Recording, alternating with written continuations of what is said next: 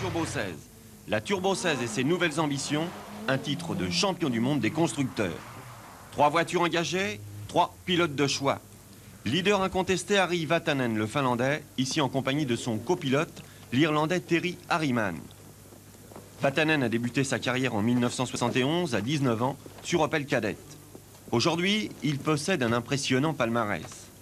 8 victoires en épreuve de championnat du monde depuis 1981 et un titre mondial des pilotes en 1981 sur Ford Escort. Vatanen, l'an dernier, en découvrant la 205 Turbo 16, a gagné 3 épreuves, aurait pu en gagner 2 autres. Il était en tête de l'Acropole et du Tour de Corse au moment de ses abandons. Père de 3 enfants, à 32 ans, Harry Vatanen espère bien, en donnant à Peugeot un premier titre de champion du monde des marques, s'attribuer par la même occasion un 2e titre individuel.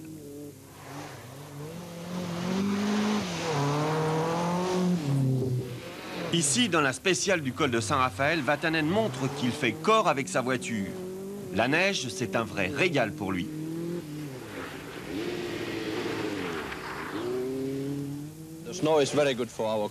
La neige, c'est bon pour la voiture. En vivant en Finlande, j'adore la neige et je souhaite que le Monte Carlo soit plutôt enneigé que sec. La neige, pour l'instant, elle est encore partout présente. Cela fait bien sûr le bonheur du 2e équipage 100% finlandais, Timo Salonen, l'homme aux lunettes, et Seppo Ariane, son coéquipier. Salonen découvre la voiture. C'est le temps de la prise en main, des premières surprises, de l'expérimentation. Mais rassurez-vous, Salonen est un pilote expérimenté. Vous n'avez pas l'air convaincu. Eh bien, je vous propose une balade avec lui dans le col de Turini. À vos côtés donc Timo Salonen, 33 ans. Il court en rallye depuis 14 ans.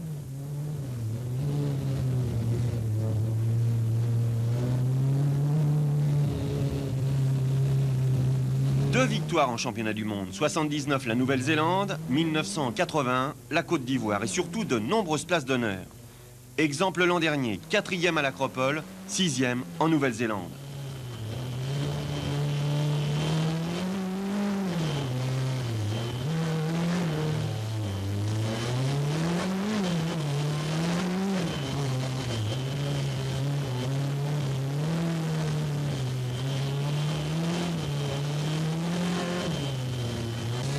Salonen travaille maintenant depuis 15 jours sur les reconnaissances et parcourt chaque spéciale à plusieurs reprises.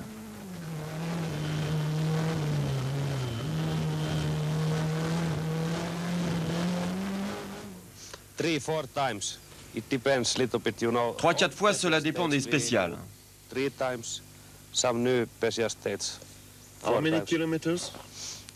J'effectue 7 à 8 000 km pour les reconnaissances. Non, c'est pas difficile, c'est mon job. Pour d'autres, en revanche, cela fatigue les reconnaissances. Jean-François Fauchil, le coéquipier de la 3e équipe, a bien du mal à récupérer. Bruno Sabi, il faut le dire, le mène à rude épreuve. Essai de pneumatique le jour, sur terrain mouillé, enneigé, verglacé ou même sur terrain sec, quand on peut en trouver un.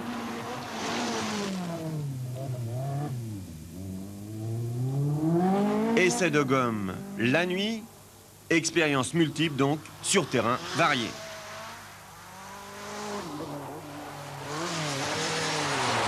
Pour le 3e homme de Peugeot, le Monte Carlo se joue souvent sur le choix des pneumatiques. Sur un terrain comme ça, si c'est intégralement enneigé, il faut ce genre de pneu, donc un maximum de cloutage sur un pneu assez étroit. Et par exemple, si on était mal renseigné, si la fin de la spéciale était sèche, avec ça on serait très défavorisé. Par contre, si la spéciale est complètement enneigée et que l'on part avec un pneu qui est prévu pour le mixte, alors là c'est une catastrophe aussi. Et une erreur de pneumatique, ça peut aller jusqu'à 5-6 secondes au kilomètre. Alors sur une spéciale de 30 km, ça fait tout de suite l'écart. Pour inquiéter Rorley Blomqvist sur Audi, mieux vaut par exemple ne pas utiliser ce que chose Salonen dans cette descente du col de Turini.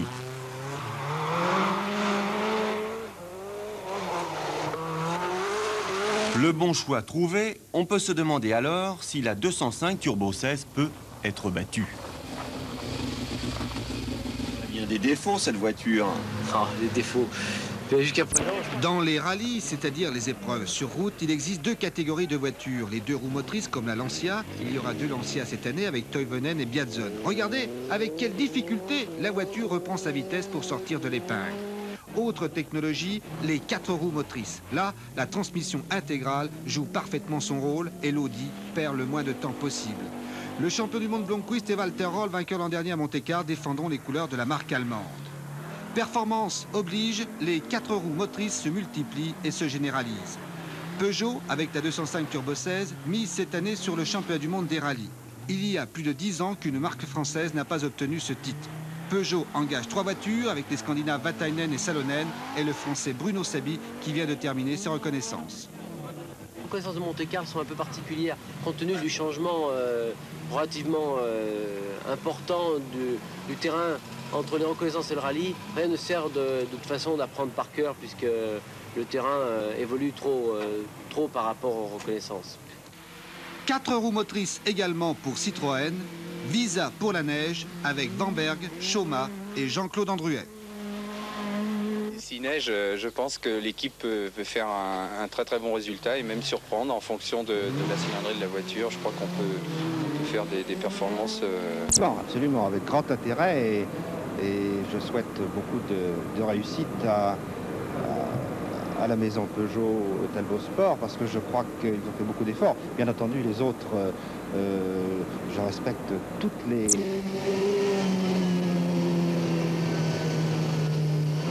15 heures. Reconnaissance du rallye Monte-Carlo, Bruno Sabi fonce vers Grenoble. Là, René, sa femme et son fils l'attendent pour un petit bisou furtivement donné. Et ça repart pour 10, 15, 20 jours de reconnaissance. Avec, pour seul compagnon, Jean-François Fauchy, son coéquipier. La route l'accapare comme une maîtresse insatiable. La route, toujours la route. Bruno Sabi, 34 ans, accède enfin au rang de pilote d'usine chez Peugeot. Et le voilà qui découvre la 205 Turbo 16, la star de la fin de saison dernière. Une star qui elle-même découvre pour la première fois l'hiver et la neige. 17 heures, épreuve spéciale de la Morte, juste au-dessus de Saint-Barthélemy de Sicilienne, un des hauts lieux du Monte-Carlo. Puis, la nuit tombe sur les Alpes. Le froid se fait mordant, moins 20 degrés dans la spéciale du Moti. Nous sommes à 1300 mètres d'altitude et la 205 danse sur la neige glacée. Turbo cassé, les reconnaissances tournent court. Il n'est pas loin de minuit lorsque Sabi et ses mécanos rejoignent le Finlandais Timo Salonen à Gap.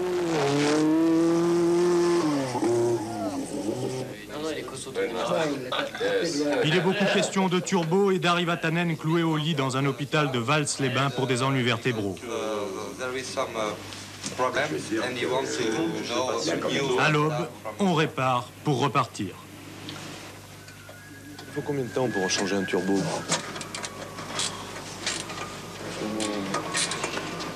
Un quart d'heure, 20 minutes. Et en course, comment ça se passe? Vous le changez systématiquement? Ah non, uniquement si ça casse. Ça n'est pas arrivé encore? Non, pas en course. Non. 10 heures du matin, Biazion fait chauffer sa Lancia. Sabi est prêt à repartir pour reconnaître. Cette année, compte tenu donc, du manque de temps que l'on a, parce que l'annonce du Monte-Carlo a été annoncée un peu tard, pour le faire comme on fait d'habitude, je passerai donc 5 fois dans les spéciales nouvelles, donc les spéciales qu'on ne connaît pas, et 3 fois dans les spéciales où j'ai déjà les notes. Vous ne faites pas du tout de fractionné?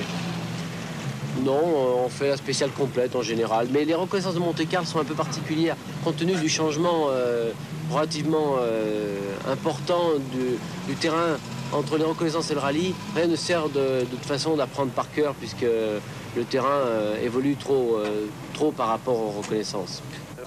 Et c'est vrai que la route hésite à choisir entre la neige, la glace, le sec ou la gadoue.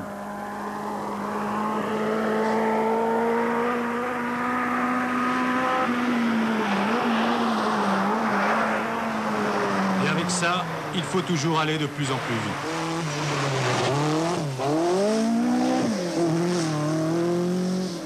Finalement, ces petites voitures, ça accélère autant que des Formule 1? Mais maintenant, les voitures de rallye sont des bolides carrément sur la route et des temps ont été pris, je crois. Maintenant, on paraît qu'une auto de rallye accélère aussi fort qu'une Formule 1, compte tenu de l'adhérence des 4 roues motrices et puis surtout qu'on a des rapports très courts à côté des Formule 1, qu'on a des rapports beaucoup plus longs pour le circuit. Et c'est vrai que les vitesses maintenant et les accélérations sont très impressionnantes dans une voiture de rallye. 3 205 Turbo 16 pilotés par Saby, mais aussi des Scandinaves Vatanen et Salonen. Au Monte-Carlo, il manquera un pilote apprécié par tous, Jean-Luc Terrier, grièvement blessé dans le Paris-Dakar. Jean-Luc, pour l'instant, évidemment, il n'est nullement question de penser à la compétition. Non, pour l'instant, pas du tout. Non. Là, il faut déjà voir comment tout mon système omoplate, épaules, bras, mains et tout va refonctionner. Parce qu'en fin de compte, c'est le gros problème actuel. Pour l'instant, je ne peux absolument pas m'en servir. Donc il est certain qu'à partir du moment où ce sera limité à un certain pourcentage, malheureusement, je ne pourrai pas courir. Enfin, je pense quand même qu'à la longue, je suis très, très confiant. Ça va demander certainement beaucoup de temps, mais j'espère qu'à la longue, ça reviendra normal. Et ça m'étonnerait au moins que je ne refasse pas un petit rallye parce que j'ai tellement fait de choses, j'ai tellement une sortie de route et tout. À chaque fois, j'ai vu ce qui m'était arrivé, alors que là, au Dakar, je n'ai strictement rien compris. Je ne sais pas du tout comment on est sorti, je ne sais pas du tout ce qui s'est passé. Alors, c'est ça qui me travaille plus que le reste. Parce que sortir de la route à 120 à l'heure, c'est pas du tout une catastrophe. Et sortir de la route à 120 sans rien comprendre, alors là, je commence à me poser des questions. Et puis, il faudra bien que j'en refasse un parce que ça ne va pas aller comme ça. Eh oui, à bientôt, Jean-Luc. L'équipe Citroën à laquelle devait appartenir Terrier sera composée de Vanberg, vainqueur du défi TF1 RMC, de Choma et de Jean-Claude Andruet, ici au volant d'une Visa 4 roues motrices.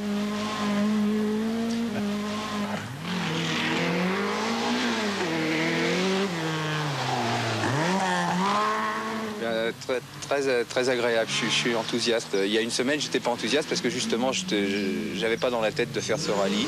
Et puis maintenant, j'ai pris beaucoup de plaisir à conduire la Visa sur la neige avec les 4 roues motrices et c'est enthousiasmant.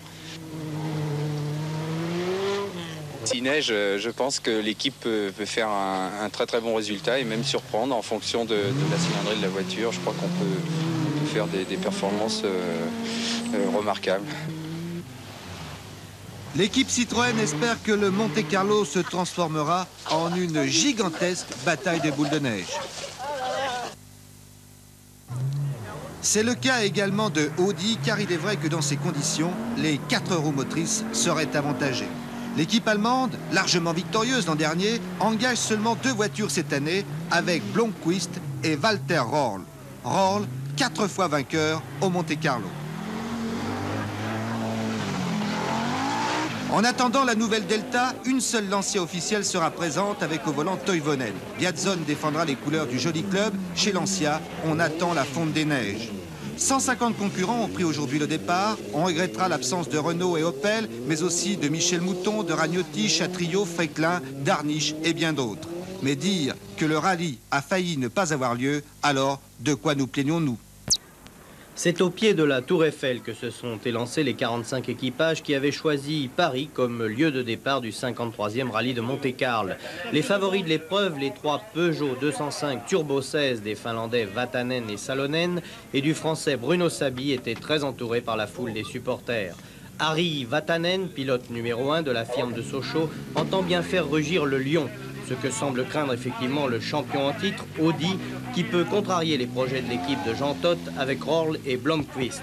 Mais les Peugeot, avec une formidable assistance et 3 voitures parfaites techniquement, ne devraient pas rencontrer trop de problèmes.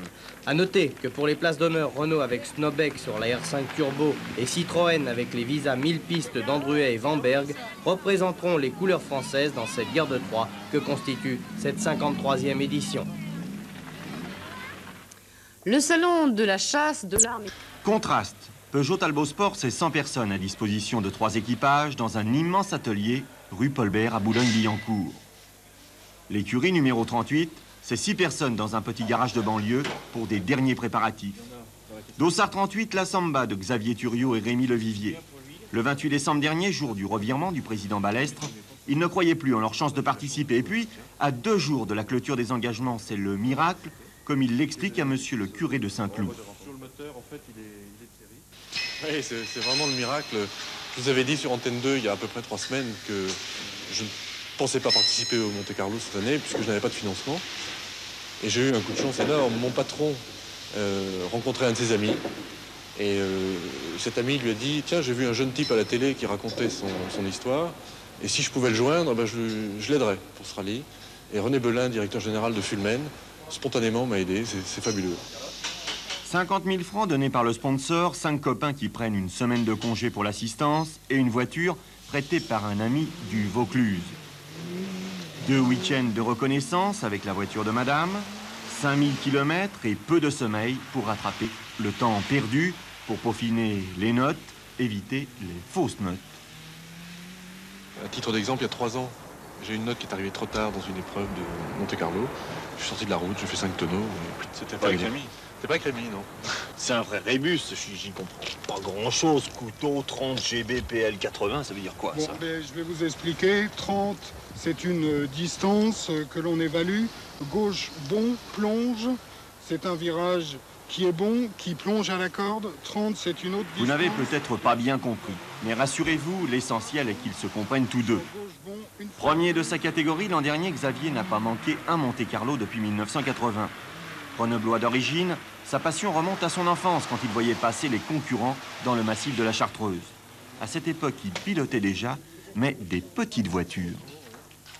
Je faisais très vite, je faisais déraper, je faisais des murs, je faisais taper dans les murs. Et quand vous conduisez sur la route, en dehors des rallyes, vous conduisez comment? En dehors des rallyes, très calmement. Je suis un conducteur pépère.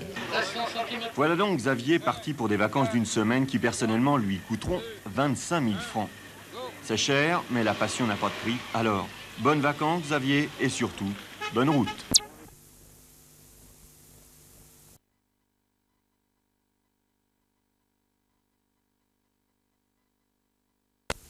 Une faible moyenne de 40 ou 50 km/h est imposée. Les assistants sont autorisés, tout temps dépassé se transforme en pénalisation. Et puis, il y a les épreuves spéciales qui se déroulent sur route fermée. Les concurrents s'élancent un par un et le chronométrage permet d'établir le classement. La première spéciale, celle qui permettra d'établir la première hiérarchie, vous pourrez la vivre cet après-midi en direct sur TF1. Et vous pouvez la découvrir actuellement à bord d'une voiture. Cette spéciale est longue de 2 km 270. Sur cette carte, vous pouvez constater que le tracé est à la fois technique et rapide. Cette caméra, dirigée par Gérard Van der Gut, en voici les emplacements. Et puis ce qui est important, bien sûr, c'est l'état de la route.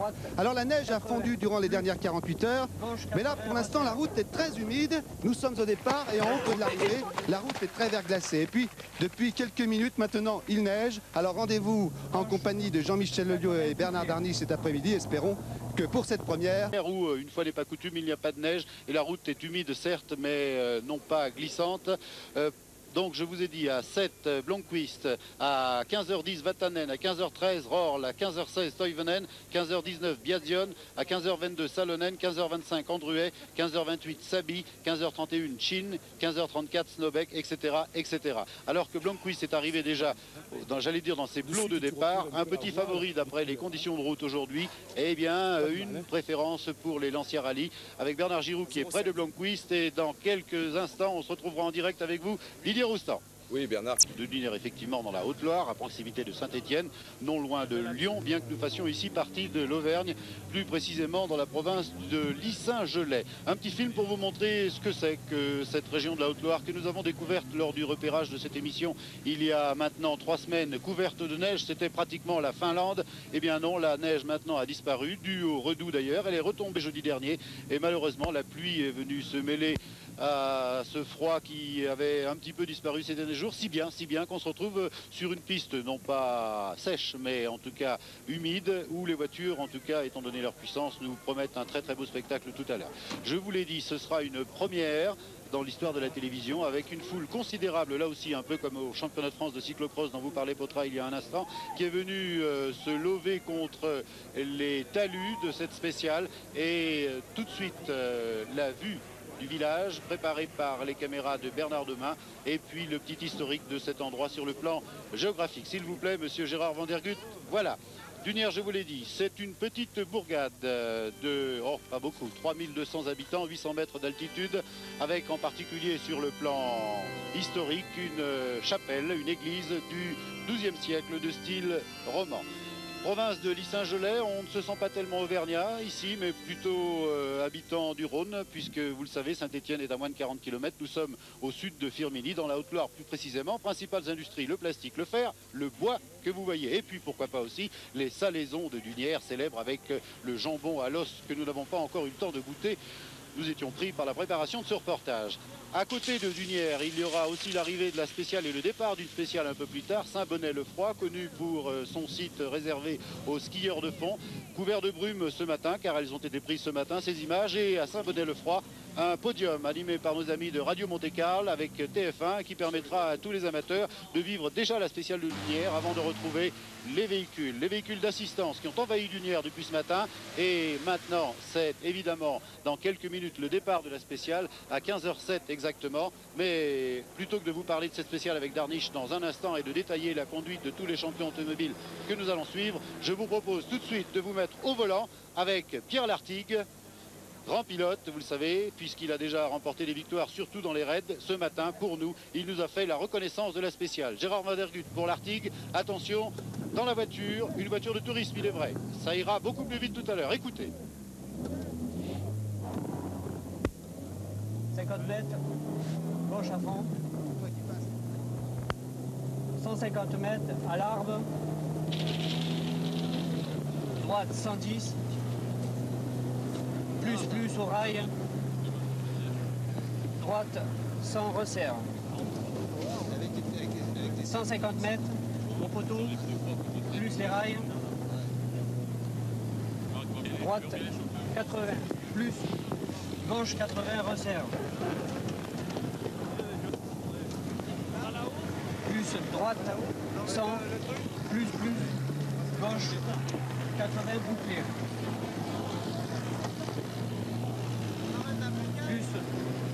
Droite 70, resserre. 50 mètres.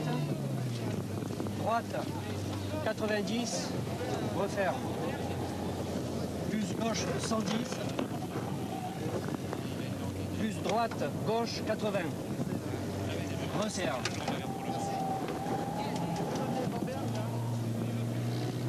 50 mètres. Droite 100. 100 mètres,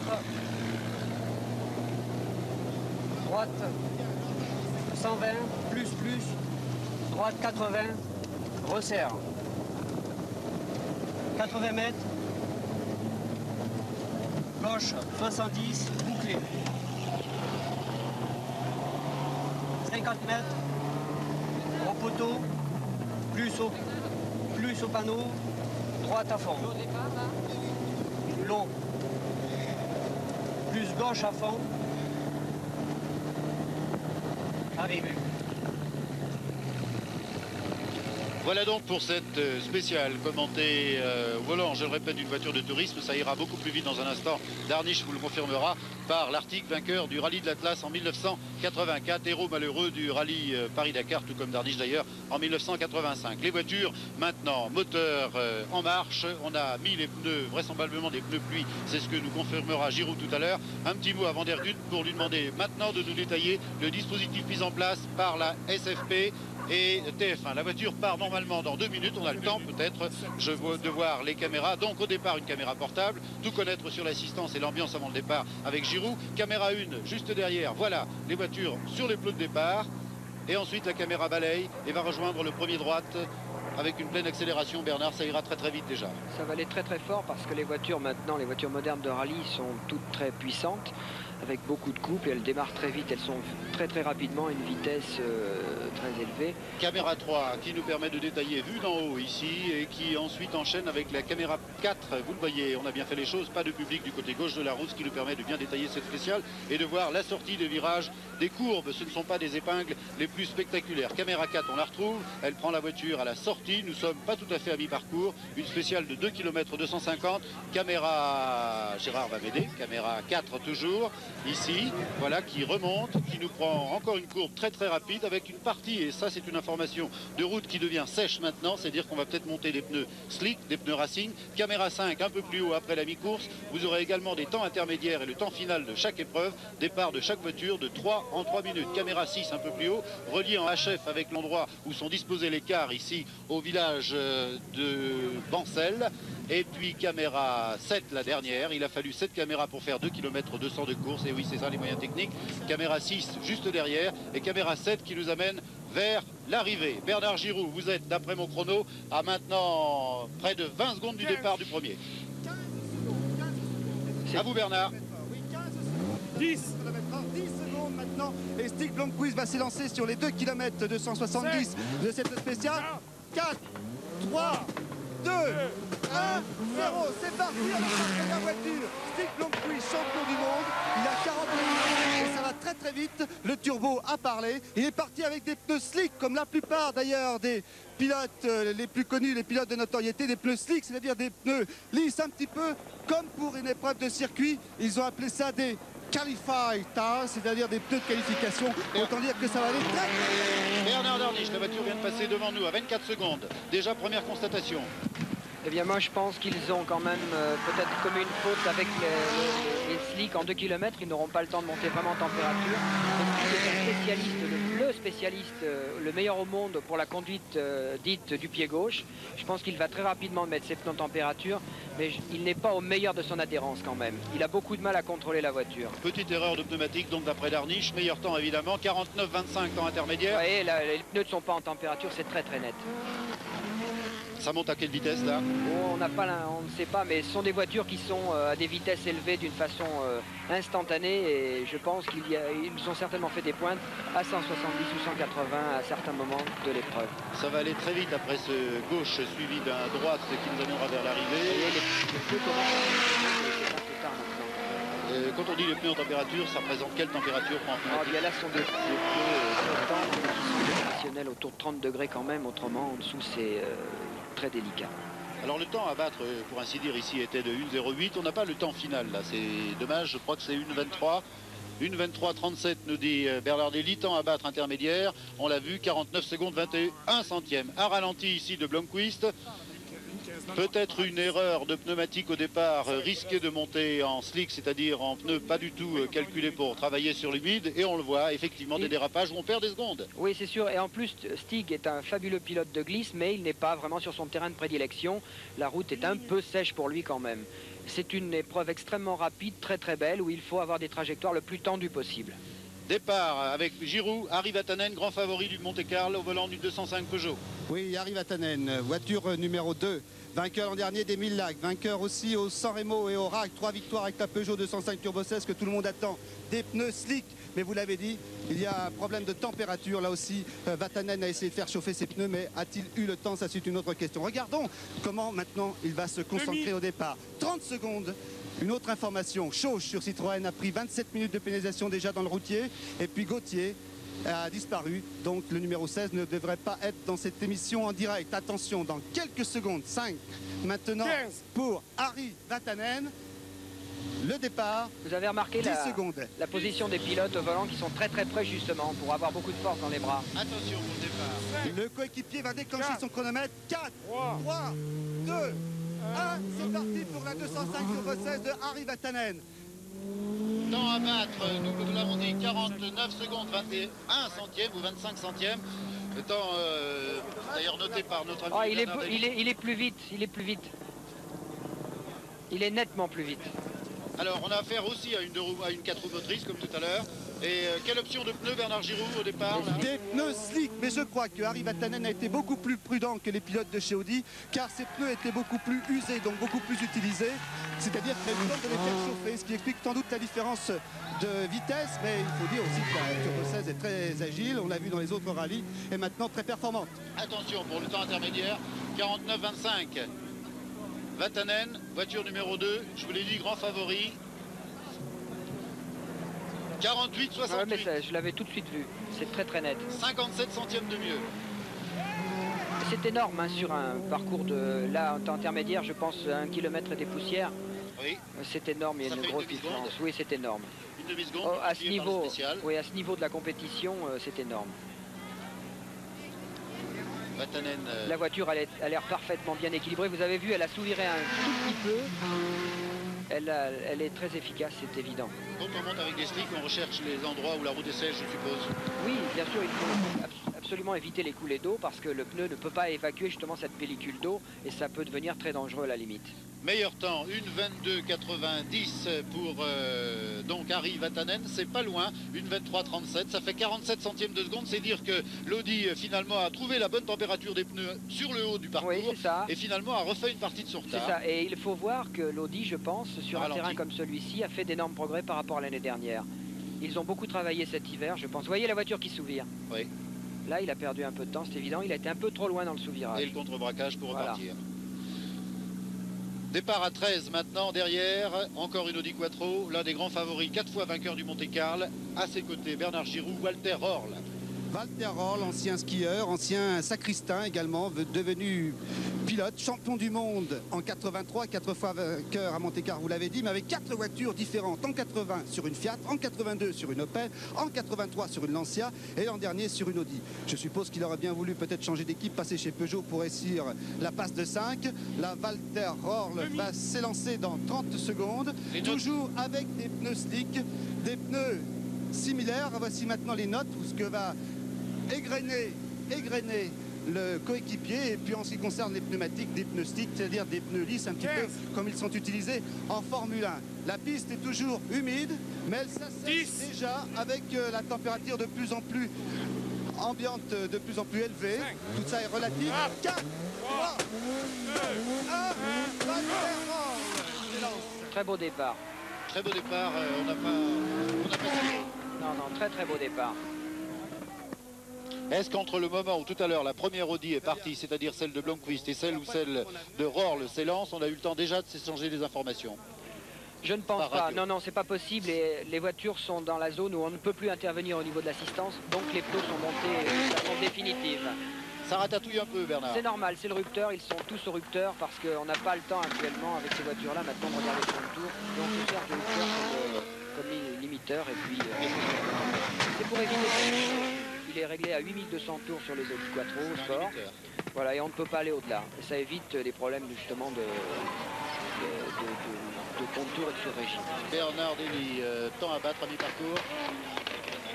48, 68, 1 seconde 42, 50, 10, oh là là, il est, on peut le dire, bien parti, mais malheureusement, il n'est pas allé assez vite, peut-être des problèmes de rupteur d'ailleurs. Non, mais je pense que Walter est un garçon, vous savez, qui mène ses courses avec sa tête beaucoup plus qu'avec ses bras. Et au moment où ses bras doivent servir, il sait aussi en servir, mais vous savez, il y a 2 km, il est évident que l'enjeu est important parce qu'il y a la télévision, mais ça ne peut pas avoir une énorme influence sur le classement final. On est peut-être quand même en train de vivre ce que sera le rallye de Monte-Carlo 1985, 53e du nom. Pourquoi? Parce que finalement, si ce temps persiste, ça va être ça, le rallye de Monte-Carlo, avec des routes pratiquement pas enneigées. C'est sûr, mais je suis agréablement surpris par la performance et la tenue des Audi. Alors, premier Vatanen, 1:22,90. Deuxième Blomqvist, 1:23,37. Troisième Röhrl, 1:23,59. Ça fait quand même 69 centièmes de seconde sur Vatanen. Pour l'instant, donc, la première manche à suivre, hein, là. Attention à Peugeot, le ralenti ici de Walter Röhrl, pilote sûr s'il en est, on vous l'a dit, 4 fois vainqueur du Monte-Carlo, plusieurs fois champion du monde. On dit de lui que c'est le plus rapide sur l'asphalte normalement. Maintenant, sa voiture n'est pas tout à fait adaptée à ces conditions. On préférait du côté d'Audi d'avoir un petit peu plus de neige, un petit peu plus de verglas pour faire parler les 4 motrices par rapport au Lancia. Voilà, ça c'est un temps qui est pris ici, un passage juste avant la mi-parcours, puisqu'on passe à peu près en un peu moins de 50 secondes à mi-parcours.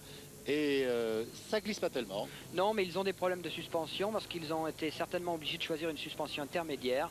Ni asphalte ni neige, elle est entre les deux et ils ne sont pas très à l'aise. Regardez, il y a des compressions énormes et des renvois de suspension qui doivent vraiment les gêner avec des pneus qui ne sont pas totalement en température. Alors, on voit que le pilote se bat dans la voiture là. Théoriquement, derrière Röhrl, regardez, termine, on ralentit, oh là là, oui effectivement. Là on perd presque 10 centièmes de seconde. Ah oui, c'est vite fait, c'est difficile à évaluer, mais dans la voiture, on a vraiment l'impression de perdre un temps fou hein, quand on fait une chose comme ça. À 10 secondes du départ de celle que l'on craint aujourd'hui, Toivonen, Bernard. Oui. Un jeune pilote, plein de talent. Son père a gagné en 66 sur Citroën. C'est parti avec la Lancia et des pneus Pirelli. Oh là là, démarrage difficile. Elle n'a pas bondi, la Lancia, et là ce sont des dixièmes de seconde précieux qui se sont échappés. C'est lui qui nous disait qu'il avait pris des pneus de qualification, mais là on peut dire qu'il a eu du mal à s'élancer, mais elle est plus légère, elle est puissante, elle est véloce et théoriquement avantagée avec une 2 roues motrices sur ce genre de terrain. 48-68 temps à battre pour la Peugeot de Vatanen. Des problèmes, Bernard Giraud vous l'a dit, pour la Lancia. Alors problème aussi parce que c'est une propulsion, Bernard Dardiche, c'est pas une 4 roues motrices. Ben oui, les problèmes de motricité, c'est évident, qui se ressentent d'autant plus si les pneus ne sont pas eux aussi en température. Mais par contre, ils ont une possibilité d'accélération beaucoup plus instantanée avec le compresseur. Ce n'est pas un turbo.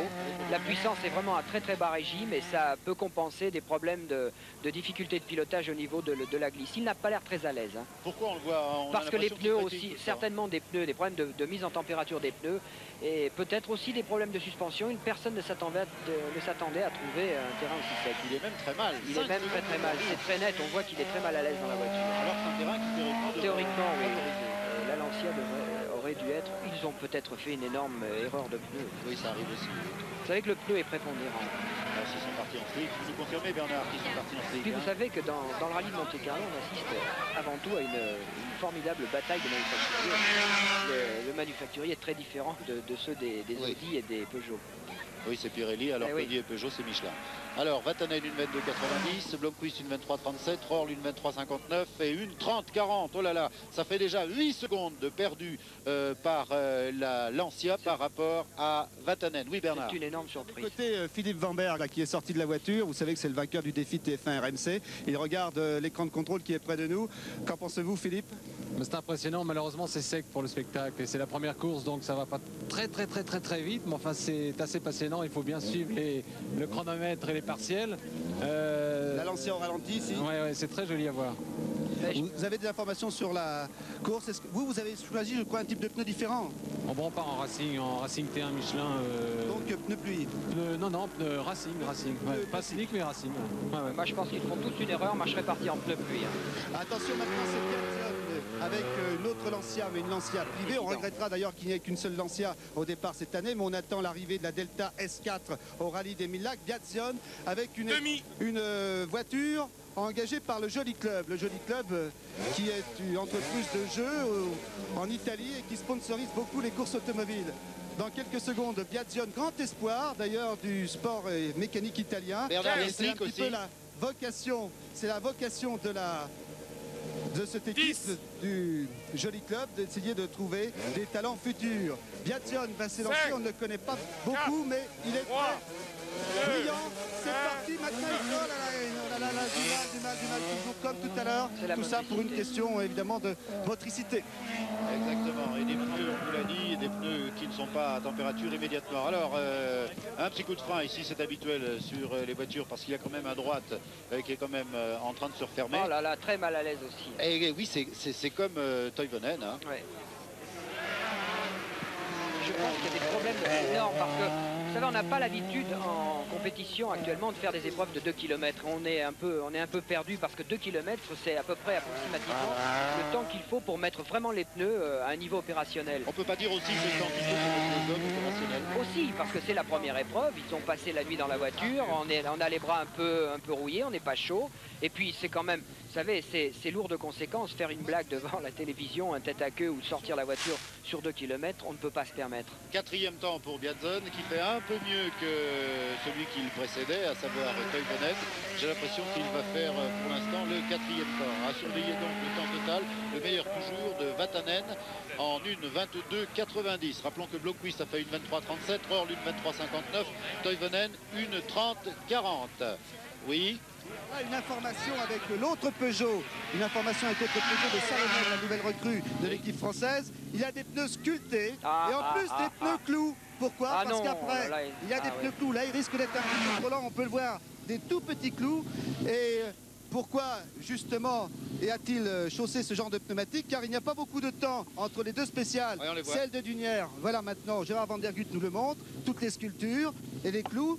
Et puis, il n'a pas beaucoup de temps pour changer de pneumatique entre l'épreuve de Dunière et celle de Saint-Bonnet-de-Froid, alors que la deuxième spéciale est beaucoup plus difficile et des conditions évidemment plus hivernales. Voilà Salonen, on va essayer de le voir Salonen parce qu'on ne le connaît pas bien avec notre caméra portable. Il a une bouille de gros bébé, il a 31 ans. mais vous savez, il est plein de talent, un petit peu méconnu. Il a remporté déjà le rallye de Côte d'Ivoire, le Critérium du Québec et le rallye de Nouvelle-Zélande. Voilà Salonen. Finlandais comme Vatanen.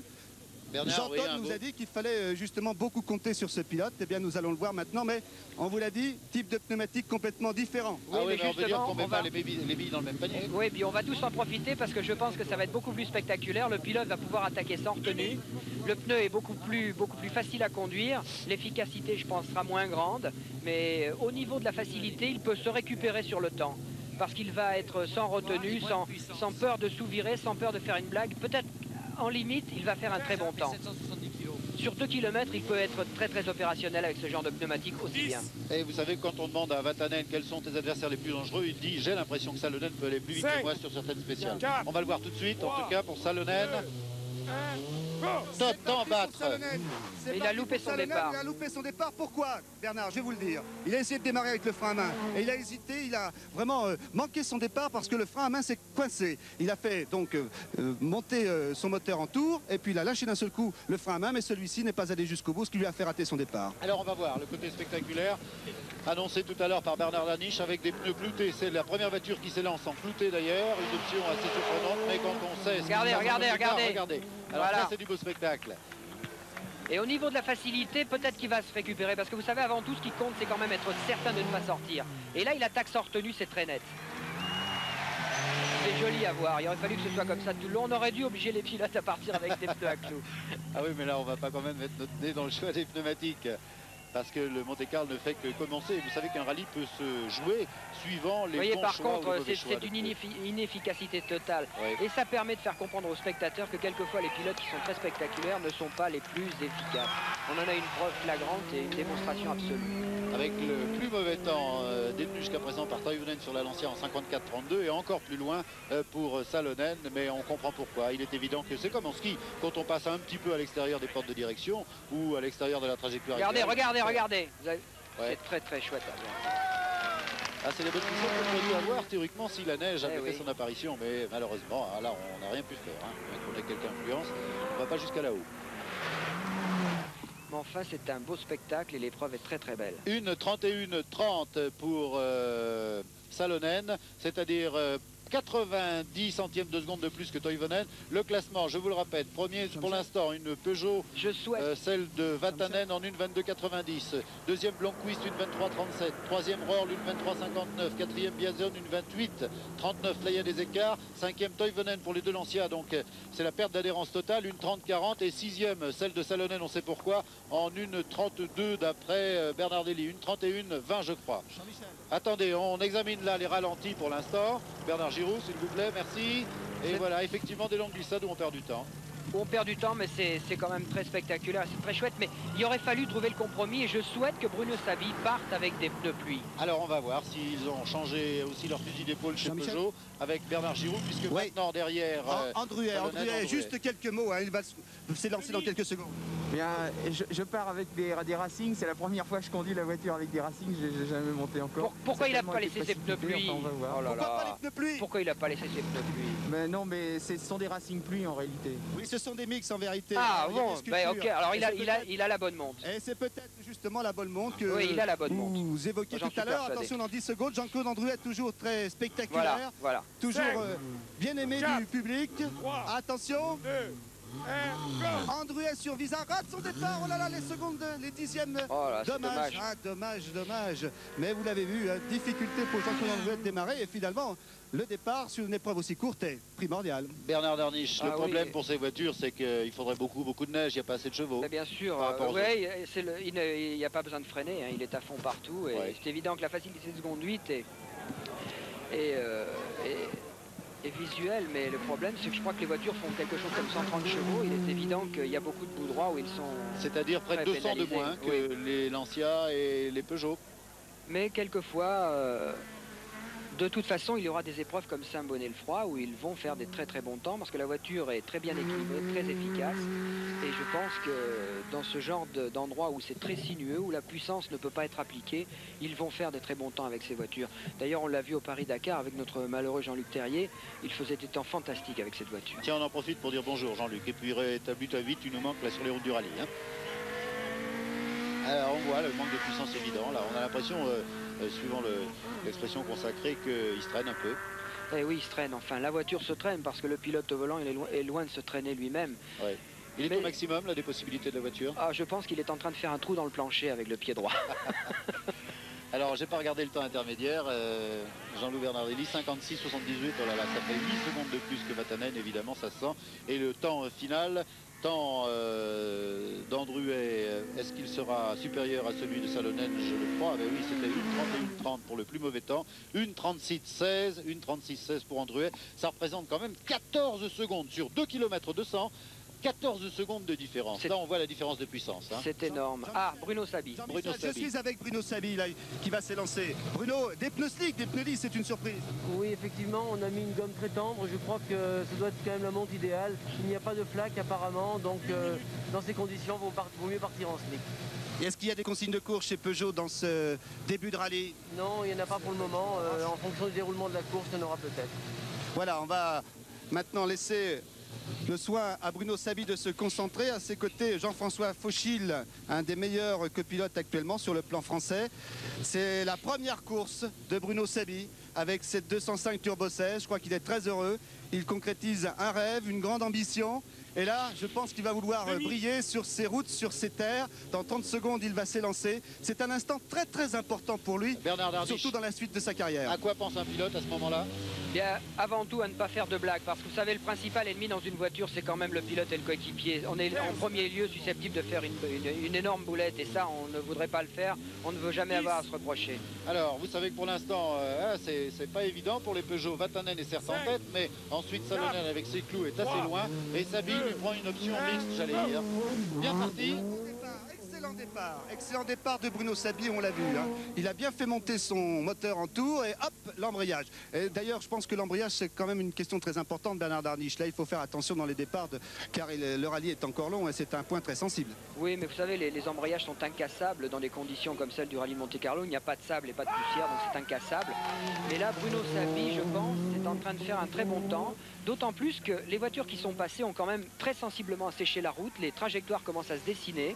Et je pense qu'il est bien placé pour faire un super temps. De toute façon, il ne faut pas oublier que Bruno Sabi, c'est un des meilleurs spécialistes de l'asphalte. Nous courons toute l'année en France sur l'asphalte, dans des conditions similaires. Et par rapport aux Finlandais, il est évident que là, il est bien placé pour faire un très bon temps. Puis c'est le régional de l'étape. Alors, va-t-il battre le temps de Vatanen? 48-68? Non, il ne le battra pas.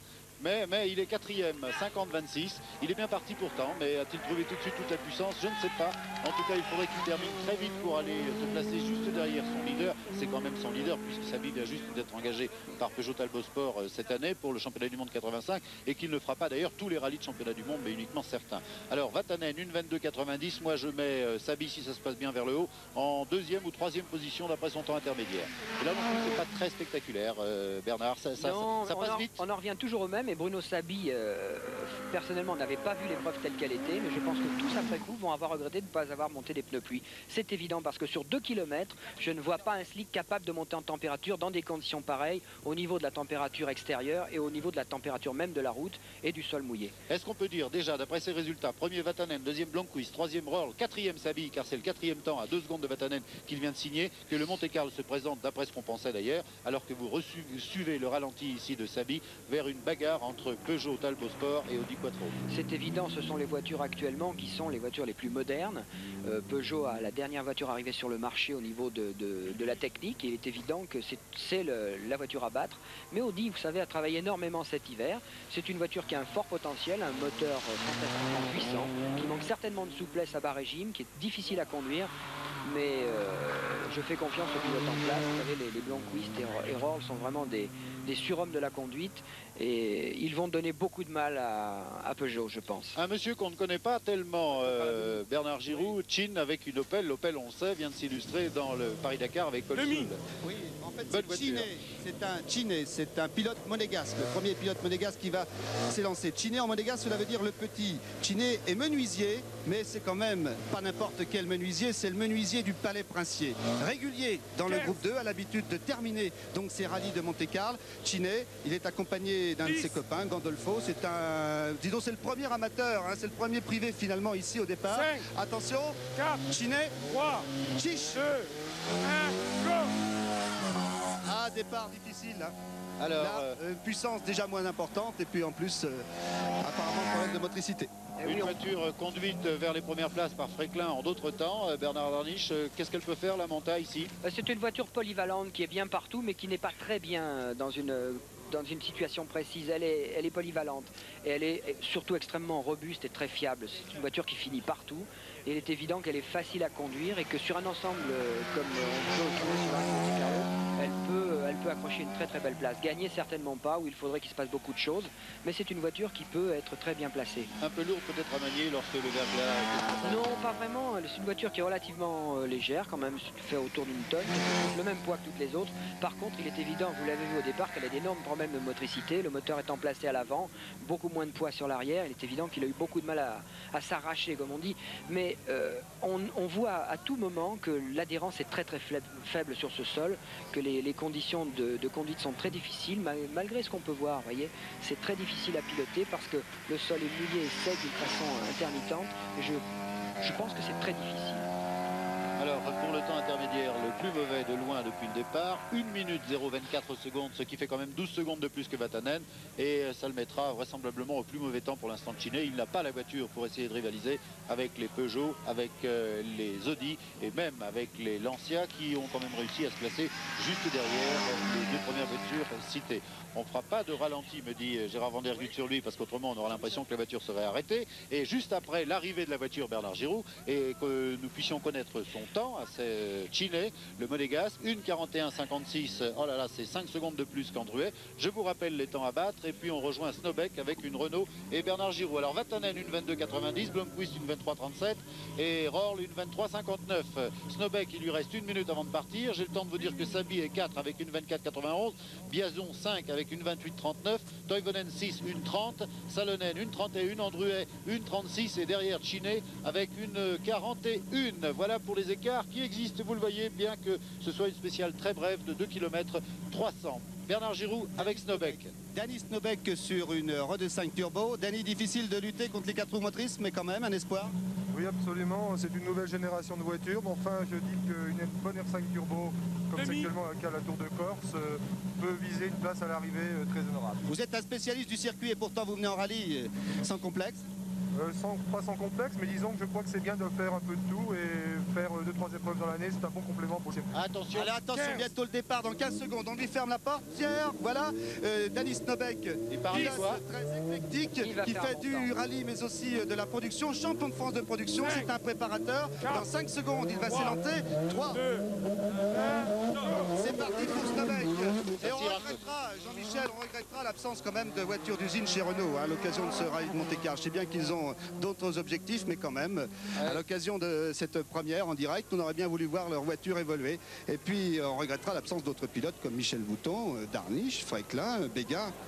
Eh oui, mais ça, c'est les inconvénients d'un Monte-Carlo qui a failli, vous le savez, ne pas avoir lieu. On est en tout cas ravis pour nos amis de Monte-Carlo, ravis aussi pour les instances fédérales, que tout puisse aller pour le jeu du monde, alors qu'ici, il est évident que dans ce type de voiture qui n'est pas une 4 roues motrices, il y a quelques travers. Mais Bernard Darniche, beaucoup d'admiration de votre côté pour justement la Renault qui ne demande qu'à se développer. Oui, bien entendu. Je pense que la nouvelle génération des voitures qui vont arriver au sein de la régie Renault pour les rallyes, la super Renault 5 Turbo, je ne sais pas exactement comment elle s'appelle, sera une voiture, la Maxi Turbo, va être une voiture très compétitive sur l'asphalte dans des conditions bien précises en France. Parce que la largeur des pneus a augmenté cette année par rapport à l'année dernière. Oui. La puissance est augmentée aussi au niveau de cette voiture et le poids est très faible. Je pense qu'elle va faire 880 kg, quelque chose comme ça. Et c'est une voiture qui va être très opérationnelle sur l'asphalte et je pense qu'au Tour de Corse, on va entendre parler des nouvelles Renault 5. Voilà, alors rendez-vous au Tour de Corse au mois de mai, que nous suivrons d'ailleurs sur TF1 dans le cadre d'Automoto. Et pour l'instant, plus de 7 secondes à mi-parcours pour Snowbeck, qui n'a qu'une ambition, il est 7e d'ailleurs, c'est arrivé au bout, ce qui n'est pas évident du tout, parce que c'est un pilote de circuit beaucoup plus qu'un pilote de rallye. Ça demande un rythme un petit peu différent. Vous savez, c'est un excellent pilote de rallye également. Il a gagné le rallye du Var, il a fait déjà... Deuxième de Lyon-Charbonnière, je crois, l'an dernier. Oui. Derrière quelqu'un que je connais bien. Ragnetti, non? Non, moi. Ah, c'était Derviche. Ah mais oui, c'est vrai, dans la neige, dans le Beaujolais, etc.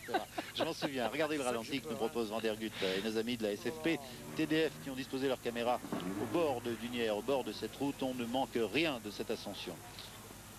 Eh oui, il est évident que... Ce sont des problèmes, tous des problèmes d'adhérence, c'est évident. Il fallait s'y attendre, une épreuve de 2 km, c'est toujours très délicat. Pourtant, il y a un bon choix de pneus là.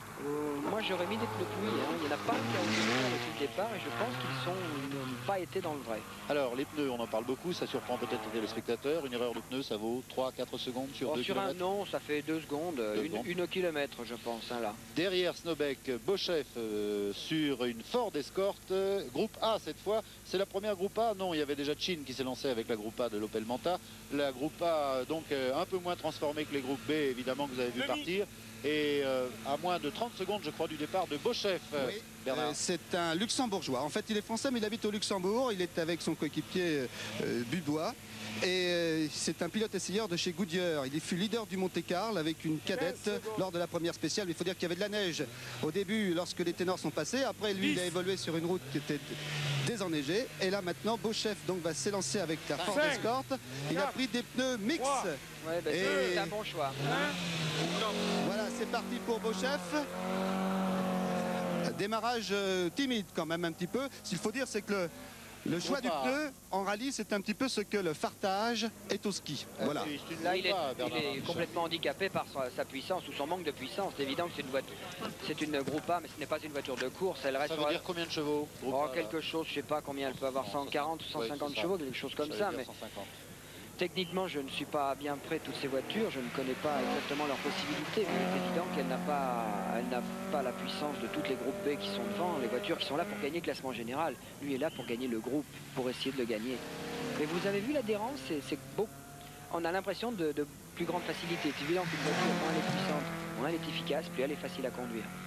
Et on a l'impression quand même qu'il y a des trajectoires difficiles comme celle-là, là où il est allé rechercher carrément l'autre côté de la route. Mais en tout cas, personne n'est menacé par les différences d'adhérence. Vous avez vu qu'ils rétablissent très bien. Ça trompe un peu à l'œil. On a l'impression que c'est un parcours facile, mais regardez le travail des pilotes sur le volant. Là, ils sont toujours en train de se battre. C'est une course très difficile parce que justement, elle a un enjeu important parce qu'il faut absolument ne pas faire de bêtises, c'est la première épreuve. Il faut être performant.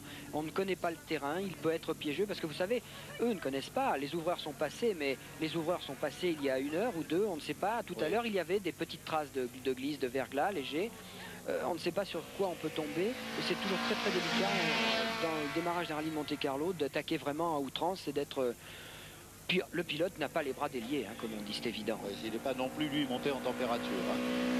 Il est vrai qu'on sait que les pilotes dans les cockpits de Formule 1 ou de voitures de rallye groupe A, groupe B surtout, c'est-à-dire les protos, eh bien, se retrouvent eux aussi en montée de température avec, on a fait des expériences, 38-39 degrés dans le cockpit de la part de l'homme, hein, aussi. Ah oui, oh là là, c'est très très chaud à tous les niveaux. Hein. Alors, le temps, maintenant, Bernard Daly, vous nous rappelez un peu ce qui se passe là au point de vue temps. Le meilleur temps intermédiaire d'abord, c'est Vatanen en 48-68, et puis... Ensuite, Blomqvist avec 49-25 dans les temps intermédiaires toujours. Rohr 50-10, 4e Sabi avec 50-26 et 5e Biasion avec 52-77. Ça veut dire en temps intermédiaire, première une Peugeot, deuxième une Audi Quattro, troisième une Audi Quattro, quatrième une Peugeot, cinquième la première Lancia. Ensuite, on se retrouve avec les temps finaux. En quelque sorte, c'est toujours Vatanen sur la Peugeot qui a fait le meilleur temps avec 1,22,90 devant Blomqvist et son Audi 1,23,37. Rohr l'autre Audi 1,23,59. Sabi ensuite sur la Peugeot avec 1,24,91. À 20 secondes du départ de Vanberg, Bernard. Oui, Philippe Vanberg, vainqueur du défi TF1 RMC à Grenoble, chacun s'en souvient. Il fut champion de France de rallycross. Et il a terminé aussi premier au 1000 pistes en 83. Il a la même voiture que Jean-Claude Androuet, une Visa 4 roues motrices. Mix, un petit peu comme toute l'équipe Citroën, voilà. Et puis bien sûr, il y a le manque de puissance qui s'exprime là quand on s'élance dans cette côte. Avec le virage Bernard Darniche. Vous savez pourquoi? Non. Parce qu'il y a une glace où cela lui permet de se coiffer. Ah, comme c'est drôle, Bernard, comme c'est drôle. À comparer avec Androuet, puisqu'ils sont sur la même voiture, mais Vanberg a l'habitude quand même d'être en traction avant. Il l'a prouvé lors du défi TF1 RMC à Grenoble. Et Androuet avait fait une 36-16. Tiens, je vais vous donner le temps intermédiaire d'Androuet. 56-78. On va voir le sien. On va voir celui de Vanberg. Très très grand spécialiste de ce genre de voiture. Il a toujours conduit les tractions avant. Il est chez Citroën depuis un moment. Et puis vous savez, c'est un très bon pilote. On a eu l'occasion de le voir à maintes reprises faire des très bons temps. Je pense qu'il va être très bien aujourd'hui. 56,78 pour Andruet avec le même type de voiture, la Visa 4x4, avant le développement de la nouvelle qui sera la BX et qui ira chercher près de 380 chevaux comme les Peugeot à partir de... Il a été un peu plus vite qu'Andruet. Ah oui, 56,69, il n'y a pas grand chose. Hein. Non, mais les voitures sont proches et c'est très difficile de faire des différences. Et là il s'est bien loupé. Hein. Oui. Ah tiens, on le reverra au ralenti tout à l'heure, Gérard, oui. Oui, attendez, Bernard, excusez-moi, mais je suis obligé de vous interrompre parce que là, on est en train de vivre l'ascension et en même temps, on surveille le chronomètre et on vous retrouvera dans quelques instants pour le départ de Gauthier sur une Lancia amateur, une Lancia privée. Alors, une 28, une 29, une 30, c'est des temps qui sont très éloignés des meilleurs, évidemment. Et Andruet avait fait une 36-16. Il va faire mieux? Ah non, il va faire moins bien. Vous avez vu l'erreur qu'il a faite, il y a les lourdes conséquences. Une 37-66, ça fait 1 seconde 50 centièmes de plus que Andruet. Alors qu'il était meilleur en temps intermédiaire. Vous allez voir d'ailleurs le ralenti. Alors qu'est-ce qui s'est passé, Bernard? Ce qui s'est passé, c'est qu'il a fait une erreur extrêmement grave parce que c'est au moment où il ne fallait pas le faire. Ça commande toute l'arrivée, c'est-à-dire les endroits où on va très vite. Donc il est sorti d'un endroit relativement serré, ici, vous voyez, avec peut-être 200 tours de moins parce qu'il a été obligé de lever le pied. Et il va traîner son handicap jusqu'à l'arrivée maintenant. Et c'est lourd de conséquences, une seconde et des poussières. Alors qu'il était, voilà. J'ai l'impression qu'il a contrebraqué trop tôt. C'est pas ça, il a été surpris par une plaque de glisse et il en a un peu trop fait. Bernard, parlez-nous de Gauthier. Non, c'est Chasseuil. Oui, c'est Chasseuil. Gauthier, lui, s'est perdu dans le parcours de liaison avec... Oui, il s'est perdu dans le routinant et en fait, il a des problèmes avec sa Lancia 037 qui est une Lancia privée. Bernard, oui. J'ai vu Gauthier au départ hier à Paris. Il m'a dit, je vais essayer de faire comme Giroud dans le Paris-Dakar. Ah, d'accord. Ça c'est méchant. On n'avait qu'à pas parler de la glace tout à l'heure. Hein. Ouais, d'accord. Bon, alors signalons quand même que Van Berg était associé à Martin Dondoz, un de nos confrères pigistes, disons freelance. Et là maintenant c'est Guy Chasseuil qui va s'élancer sur une Golf GTI dans 10 secondes. Ancien pilote d'usine chez Ford et chez Porsche avec balle au les mains. Il a gagné les 4 ans du Mans. Guy Chasseuil qui a un petit problème, mais regardons son départ. Ah, ça cire, mais c'est difficile à s'élancer la Golf là dans cette côte de Dunière. Oui, il a un petit problème, Guy Chasseuil, un problème de santé. Il a une angine et une inflammation à l'œil gauche, évidemment. Il redoute un petit peu les épreuves de nuit. Et comme ça va arriver très très vite, donc c'est un problème, un handicap déjà dès le départ pour Chasseuil, mais il est résistant, Chasseuil. Hein. Bernard, il va très bien là. Comme les Citroën, traction avant. Non, 2 roues motrices, les Citroën 4 roues motrices. Oui. Mais là, il a bien fait chauffer ses pneus au départ et il monte très très bien, il est très incisif, il a des bonnes trajectoires. Regardez la roue arrière. Donc il a un fort appui sur l'avant. On voit que les pneus sont bien en température, il travaille bien. Je pense qu'il va faire un temps qui sera intéressant par rapport au Citroën, on va voir. Je pense qu'il va être... Ça va très très bien, il a de très belles trajectoires. Mais Guy Chasseuil court depuis très longtemps, puisque j'ai été un de ses coéquipiers, j'ai reconnu avec lui beaucoup de rallyes, et donc ça fait quand même un certain temps qu'il est dans le circuit. Ça veut dire que vous êtes plus tout jeune non plus? Vous savez, depuis le début du siècle, on use les routes. Hein. D'ailleurs, le jour où on va recevoir la facture des ponts et chaussées, ça va nous faire très mal. Alors Chasseuil, bien évidemment, on le connaît bien dans les rallyes, il est toujours là, et surtout pour s'amuser, on doit dire, depuis quelques années, avec l'un des favoris du groupe A. Chasseuil 57-47 à mi-temps, c'est-à-dire qu'il vient juste derrière Andruet, 1 seconde pratiquement d'Andruet. Et là aussi du beau travail de pilotage. Est-ce qu'il va faire mieux qu'Andruet qui en temps total avait réussi une 36-16? Ça doit être comparable. Je donne une 37 à peu près à Chasseuil. Ça va vite, c'est plus vite parce qu'il n'y a plus de difficultés. Hein. Tout ça se prend à fond. C'est un petit coup de frein quand même. Oui, quand même, oui. Ce sont des voitures très efficaces, ces Golf. Une 36-47. On va revoir le patinage, tiens, du début, le patinage des roues. Alors que Chasseuil était concentré ici au moment du départ, le chronométreur était devant lui en disant 5, 4, 3, 2, 1, top, monsieur. Et regardez, on dirait que sous 4 roues motrices, ça fume presque les 4 roues. On a l'impression en tout cas. Et là, on perd 1 seconde. Oui, mais en fait, ce n'est pas gênant parce qu'il met vraiment ses pneus de température d'une façon rapide et il va en bénéficier après. Alors attention, on va retrouver après un petit ralenti de Chasseuil. Chauche sur Visa Bilpiste. Vous connaissez Chauche? Oui, c'est un très bon pilote au niveau de tout ce qui est glissant. C'est un spécialiste des courses sur glace. Oh, la roue, regardez la roue. On peut faire une image arrêtée là, Gérard? Avec un petit coup en arrière là peut-être. Voilà. Vous revenez en arrière, c'est merveilleux la technique télé. Regardez. Regardez la roue arrière gauche. C'est le propre des tractions avant. Elles se mettent en appui, vous voyez, elles se mettent en appui, elles lèvent la patte. Voilà. Ça prouve qu'il a une très bonne adhérence au niveau du train avant, ses pneus sont en température. Comme si elles étaient prises d'une soudaine envie de chien. Parce que là, on voit À très vous, nettement Jérôme. que si la voiture avait été prise en sous-virage, en flagrant délit de sous-virage, il n'aurait pas levé le pneu, la roue arrière, bien entendu. Bernard. 10 secondes pour Schauch, mais Schauch a un handicap, il a déjà 29 minutes de pénalisation dans le routier pour un problème de transmission. Et là, on peut dire que pour lui, c'est un baron d'honneur et ce sera très difficile à récupérer. Schauch parti lui aussi avec une visa, mais une visa privée, hein. C'est pas une voiture d'usine. Et rappelons-le, 27 minutes de pénalisation alors qu'il vient de partir finalement. Alors on va suivre son chronomètre et ça nous donnera une indication pour savoir s'il a toujours des ennuis de transmission. À mon avis, on a dû arranger tout ça évidemment à Saint-Etienne. Oui. Qu'est-ce qu'on a le droit de changer dans une voiture de groupe B? Ah oui, on peut Bernard. tout changer, toutes les Sauf la transmissions, tout carrosserie. ce qui est possible au niveau du temps. Pas le moteur, je pense. Ouais. Il est très incisif. Je pense qu'il va faire un bon temps. Il est parti, vous savez, quand on a un malheur comme ça en début de course, tiens, ça fume beaucoup derrière quand même. Quand on a un malheur comme ça en début de course, on va absolument se justifier et puis essayer de rattraper ce qui est rattrapable. Oh là là, mais ça fume beaucoup, il a un problème moteur, à la limite, on se demande si... Qu'est-ce que ça veut dire ça? Ouais. Il y a de l'huile quelque part. Oui, oui, c'est bizarre quand même. Il est bien, pourtant il était très bien parti, hein. Il a freiné très tard dans le premier droite, il est... Oh là là, ça va pas aller loin pour lui. C'est dommage parce que c'est un pilote qui n'est pas très connu mais qui vraiment fait toujours un très beau spectacle au niveau des courses sur glace, comme à Chamonix le 8, 9, 10 prochain. C'est un spécialiste de toutes ces épreuves et c'est très dommage qu'il ait eu des problèmes d'entrée. Combien de kilomètres pour cette voiture encore là? Ça devrait se C'est terminer assez difficile à vite, dire, hein. vous savez, les Citroën sont des voitures quand même très robustes et puis Ouais. l'assistance est là pour remettre les choses en place. Et ça fume plus. Oui, c'est peut-être simplement un problème. Oh là, Oh, si ça recommence. C'était la décélération, j'ai Oui. l'impression. Oui, c'est ça. C'est difficile à localiser. Ce n'est peut-être pas grave du tout, hein. C'est peut-être simplement une fuite d'huile sur l'échappement. Chose qu'il faut lui souhaiter. Donc les mécaniciens vont d'une façon très rapide remédier à ce problème. Alors, le temps assez loin ici, et juste derrière c'est Fettler, c'est un luxembourgeois qui vit à Cannes, je crois, et il monte une Audi Quattro que vous connaissez bien, Bernard Darniche. Alors, Bernard Chéroux avec lui. Oui, Romain Fettler, luxembourgeois installé à Valbonne. Une Audi 80, c'est une groupe N. Alors la groupe N, et c'est la première voiture d'ailleurs de ce groupe qui va s'élancer, c'est la voiture de touriste, la voiture de Monsieur Tout-le-Monde, simplement équipée avec un arceau et quelques notions de sécurité, quelques équipements de notions de sécurité. Oui, c'est-à-dire extincteur, quoi. Voilà, Oui. Romain Fettler d'Emout, il a participé aux 24 heures de Spa en tourisme.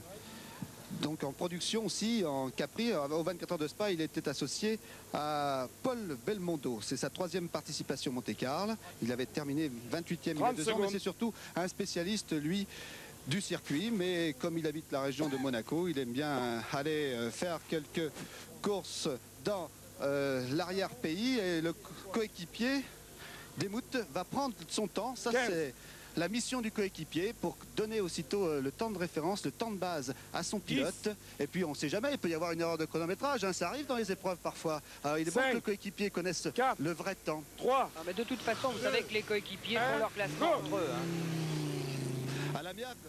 Non, mais on connaît notre temps, on connaît notre classement avant celui des organisateurs.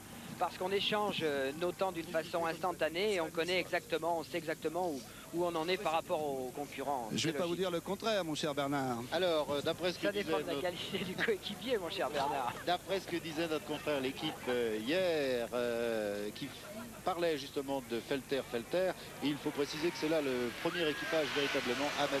Façon de parler, puisqu'ils sont bien aidés par une marque d'autoradio que vous voyez sur la voiture. Mais en tout cas, ça sert pour acheter la voiture. Ensuite, il faut la préparer. Elle est préparée en Belgique. Et amateur, ça veut dire qu'on n'a pas le temps de reconnaissance des professionnels. Ça veut dire qu'on n'a pas non plus l'habitude. Est-ce que ça sent le manque d'habitude là, d'après la conduite?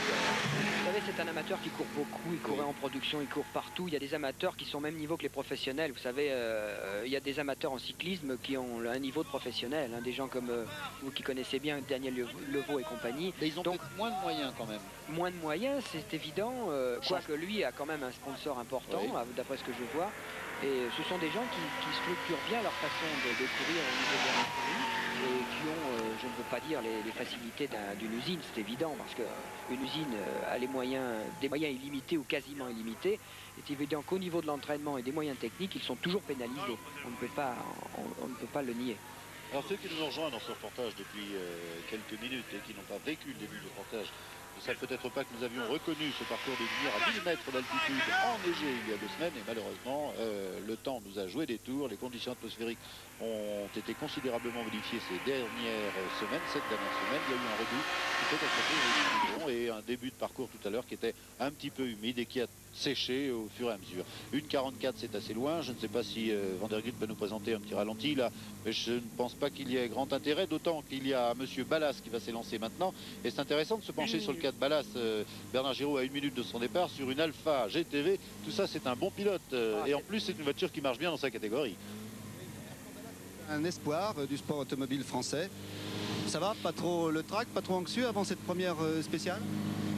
Non, ça va, pour l'instant tout va bien. Le rallye n'a pas commencé. Je pense que le gros du rallye va se jouer dans l'Ardèche ce soir et demain dans les Alpes.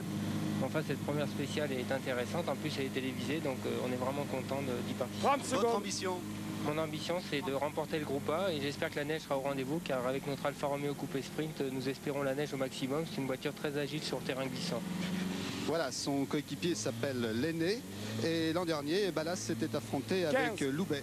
Et la saison n'avait pas été très favorable à Ballas, mais cette année il espère reprendre sa revanche. Et cette voiture appartenait avant à Cudini d'ailleurs, il est bon de le signaler. Signalons aussi que c'est à Dunière qu'il y a une course de côte en été que les gens pourront voir et que François Hainaut a inscrit son nom au palmarès, un pilote de F1, comme quoi c'est déjà une référence pour ce parcours que vient d'entamer Bertrand Ballas avec son Alpha Sud. C'est un tout bon dernier c'est un tout bon, vous savez, c'est du même calibre que des gens comme Yves Loubet. Ce sont des jeunes pilotes qui sont fantastiques et qui en veulent vraiment, qui mordent dedans et qui sont bourrés de talent, c'est évident. Et je pense que ce qu'il a dit tout à l'heure est parfaitement exact. Avec sa voiture, il peut tirer parfaitement bien. Quoique s'il y a vraiment de la neige, je me demande comment il peut faire pour contrecarrer les voitures à 4 roues motrices. Au niveau de son groupe, il est évident qu'il n'y a pas une énorme concurrence quand même au niveau des 4 roues motrices. Vous savez qu'elle fasse une petite usine à 200 000 unités, finalement, est présent dans toute l'histoire du sport automobile et on est content de les voir. Alfa Romeo, ça veut dire compétition. Hein. Oui, Bernard, attendez. Une information pour Ballas et peut-être son assistance. On sait qu'il y a à Saint-Bonnet-le-Fort beaucoup de gens devant les écrans géants qui ont été installés là-bas. Eh bien, il y a une fuite d'huile pour Bertrand Ballas sous la voiture. Pas grave, à mon avis, quelques secondes simplement de réparation. Toujours est-il qu'il y avait une grosse flaque d'huile sous la voiture lorsqu'elle s'était lancée. Voilà une information peut-être pour l'assistance. D'accord, c'est avec Ballas d'ailleurs qu'on va pratiquement faire le point de cette spéciale et en essayant de donner rendez-vous aux téléspectateurs pour d'autres spéciales en direct. C'est pas évident à réaliser sur le plan télévision, mais j'espère que cette première vous a plu. Malheureusement, nous ne sommes pas maîtres du temps, je vous le répète, et ça nous a permis quand même de voir d'abord la suprématie de Vatanen, ensuite le jeu égal fait par le Di Quattro de Blanquist, bien placé, Rorle qui est 3e, vous le savez, et Sabi 4e pour l'instant. Derrière Ballas s'élancera dans moins d'1 minute maintenant, notre dernier concurrent,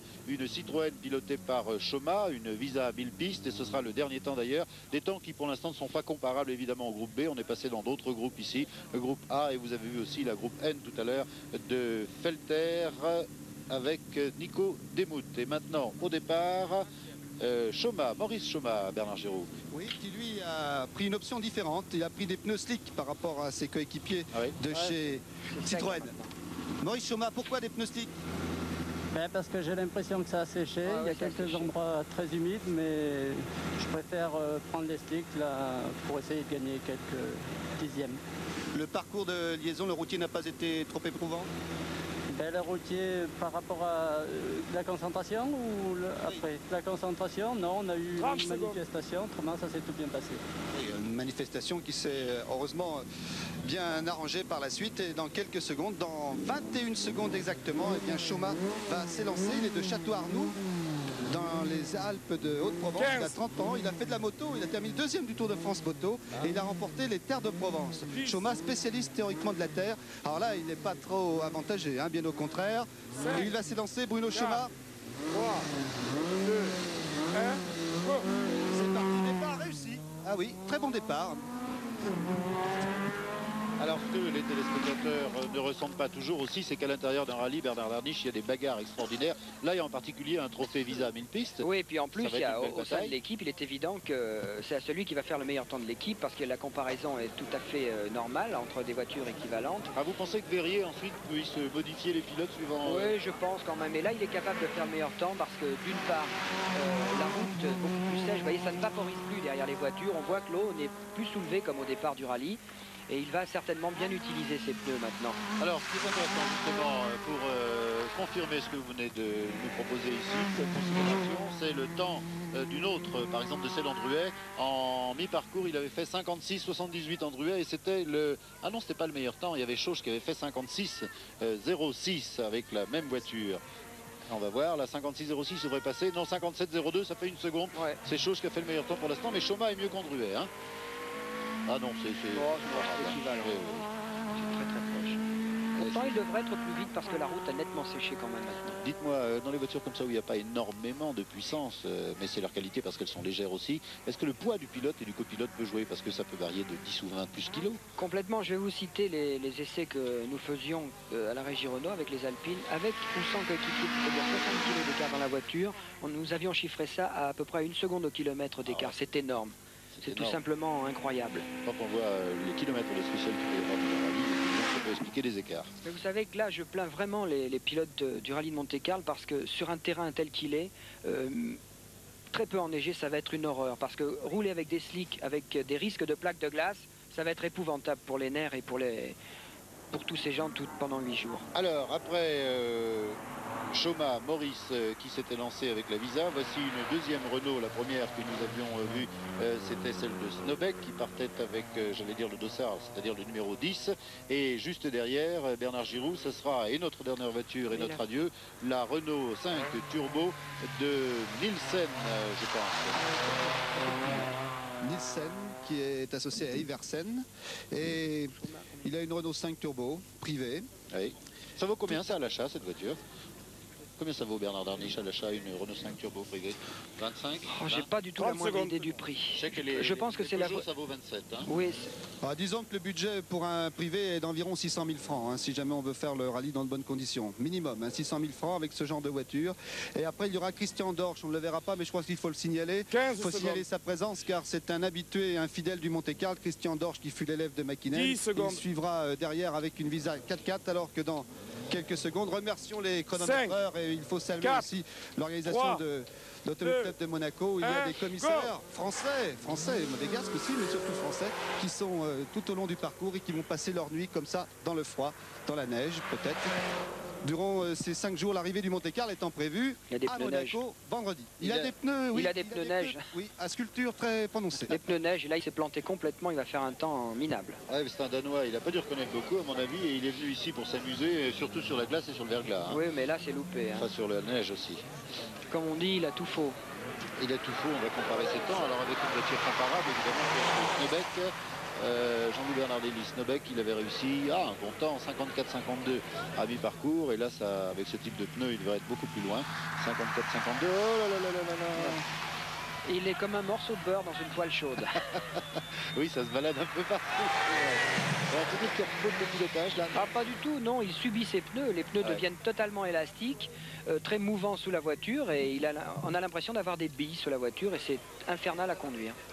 Ah, il est très en loin. fait, il est dans les conditions, il va faire un temps, le temps d'une voiture qui évoluerait sur la neige, à quelque chose près. Alors, à titre de comparaison, et est-ce qu'on pourrait s'amuser à ce jeu-là, Vatanen, certes, a fait 1,23. On voit derrière des voitures qui ressemblent un peu aux voitures de, disons, presque du tourisme, avec, par exemple, Chin, non? Chin, il est parti avec une Opel Manta Gruppa, bon, un peu amélioré. Un pilote moyen ici ferait 2,20, là où Vatanen fait 1,20. À peu près, Bernard Darniche. Oh, oui, avec la même voiture. Oui, peut-être, et encore s'il ne sort pas de la route, parce que c'est quand même très difficile à conduire ce voiture. Alors, on va conclure avec le résultat. Donc, Vatanen, premier en 1,22,90. Deuxième, Blomqvist en 1,23,37. Orl en 1,23,59. Sabi en 1,24,91. Biasion, 1,28,39. Toivonen, 1,30,40. Salonen, 1,31,30. Snowbeck, juste derrière. Andruet, 1,36. Vous voyez qu'après, il y a des écarts. Choma, 1,36. Chasseuil, 1,36. Vanberg, 1,37. Ballas, 1,40. Pour type de voitures, constructeurs, ça donne premier Peugeot, deuxième Audi, troisième Audi, quatrième Peugeot, cinquième Lancia, sixième Lancia, septième Peugeot, huitième Renault, neuvième Andruet avec la première Citroën. Bernard Darniche, Bernard Giroux, Jean-Loup Bernardini, Gérard Vandergut, la SFP TDF, merci. Dans quelques instants, pour les amoureux des Dada, le prix d'Amérique sur cette dernière image d'une glissade ici à Dunières. Merci de votre attention. À vous, Didier Roustan. Oui, merci à tous, merci Jean-Michel. Et le dada de Jean-François Pré, André Théron, c'est bien entendu l'hippisme avec à Vincennes